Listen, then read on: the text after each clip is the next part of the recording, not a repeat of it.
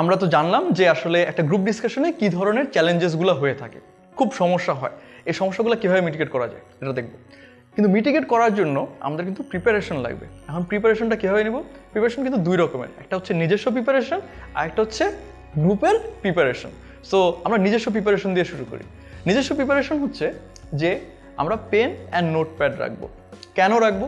Suppose ধরো তোমার বন্ধু একটা কথা বলছে, সবাই তো একসাথে কথা বলতে পারে না, একজন একজন করে কথা বলতে হবে। সো তোমার বন্ধু একটা কথা বলছে, সে বলতেছে যে আমাদের সেলসটা বাড়াতে হবে, কারণ সেলসটা বাড়ানোর জন্য আমাদের জন্য একটা মার্কেটিং প্ল্যান আনতে হবে, একটা ক্যাম্পেইন বানাবো, খুব সুন্দর একটা ক্যাম্পেইন, এই পোস্টার দেবো, এই দেবো।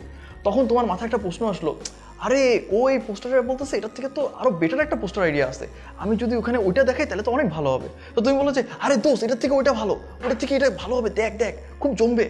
তুমি যখন এটা বললা তখন কিন্তু ও খেই হারায় ফেললো। ও যেটা চিন্তা করছিল সেটা কিন্তু আর বলা হলো না, ও কিন্তু ভুলে গেল।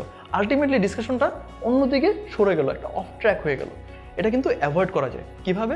তুমি যদি একটা নোট অ্যান্ড পেন রাখো, তুমি লিখে রাখবা যে আচ্ছা ও এটা কথা বলছে, আমি পরে এটা ইনপুট দিব, ওকে একটা ফিডব্যাক দিব, ওকে বলবো যে দোস্ত তুই যখন এটা বলছিলি আসলে আমি ভাবছিলাম যে এটার থেকে বরং এটা বেটার হয়। তাহলে হচ্ছে কি ডিস্ট্রাকশনটা অফ ট্র্যাক হবে না। তো এটা সবাইকেই রাখতে হবে, নোট অ্যান্ড পেন। তাহলে হবে কি তুমি আইডিয়াটা লিখে রাখতে পারবা। আচ্ছা, এখানে কিন্তু আরেকটা সমস্যা। কি সমস্যা? আমরা মনে করি ধুর লেখালেখি কে করে, আমি খুব স্মার্ট, আমার ব্রেন ভালো, আমি তো সব মনে রাখতে পারবো, কোনো সমস্যা হবে না। এখানে একটা কথা মনে রাখতে হবে। একটা উক্তি আছে, the dullest pencil is better than the sharpest mind. Why? কারণ একটা ডাল পেন্সিল দিয়ে তুমি সব লিখে রাখতে পারো, শার্প মাইন্ডও কিন্তু মাঝে মাঝে কিছু জিনিস ভুলে যায়। সো তোমাকে এটা খেয়াল রাখতে হবে।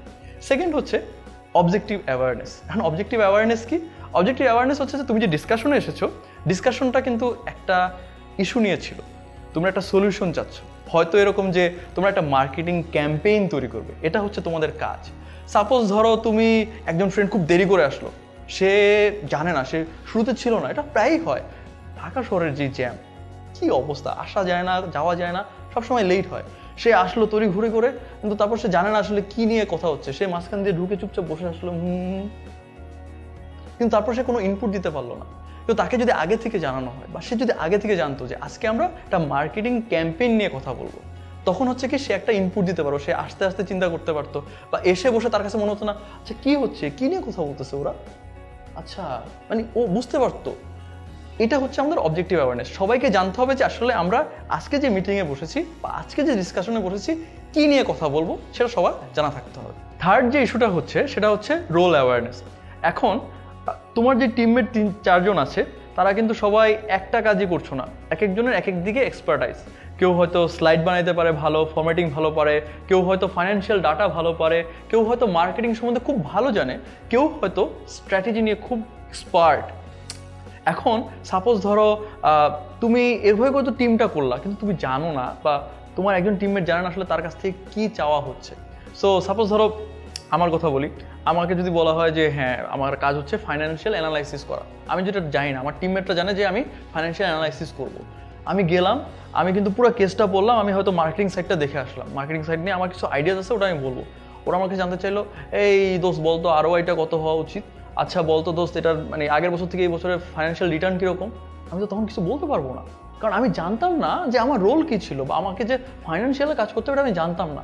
সো এই সমস্যাটা এড়ানোর জন্য যেটা করতে হবে যে সবাইকে জানতে হবে যে সবার কি করণীয়, কি করতে হবে তাকে। একটা কেস পাওয়ার পরে কেউ হয়তো ফোকাস দিবে মার্কেটিং সাইডে, কেউ হয়তো ফোকাস দিবে ফাইন্যান্সের সাইডে, কেউ হয়তো ফোকাস দেবে অ্যাপেন্ডিসেসের সাইডে।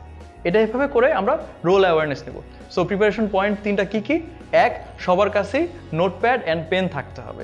2, সবাইকে জানতে হবে যে আসলে তারা কেন ওই জায়গায় এসেছে, কী নিয়ে তারা ডিসকাশন করবে।